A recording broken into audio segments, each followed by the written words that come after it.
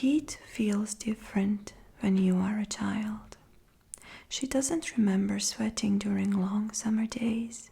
Their garden was big enough to play hide and seek, big enough to hide and sing soft, big and full of little corners that she explored during their stay there. She was especially fond of this small shrub in the back part. It was always full of cutest green bugs she has ever seen. She loved ladybugs too, but the green ones were magical. How the sun reflected on their emerald wings. To this day she doesn't know their name. To better cope with the loneliness she always felt, she would talk to the plants, confiding little childish secrets to indifferent nettles that grew out on the west side of the garden. She had an imaginary friend in a form of golden retriever. She never gave him a name, but he was a dear companion.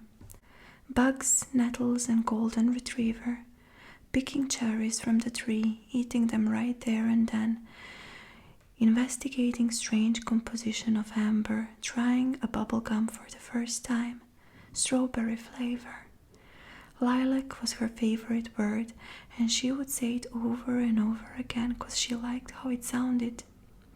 She would think about that word, bugs and nettles and cherries and skies and flowers that grew in the street where their house was.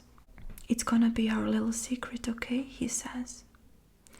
It feels good, doesn't it? She thinks about all the things she can remember. She's able to travel in her mind back to standing under countless cherry blossoms. Their scent covers up the sharp fragrance of his Axe deodorant.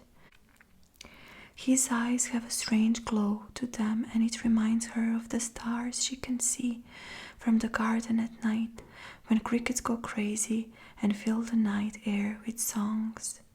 "Our little secret," he whispers into her ear while gently caressing her hair.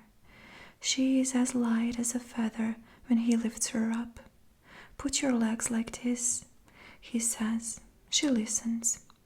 She always listens because, in some strange way, she likes it. She loves secrets. Later she will learn that it was actually a coping mechanism of her brain trying to protect her. Garden is full of hidden places where the two of them share secrets.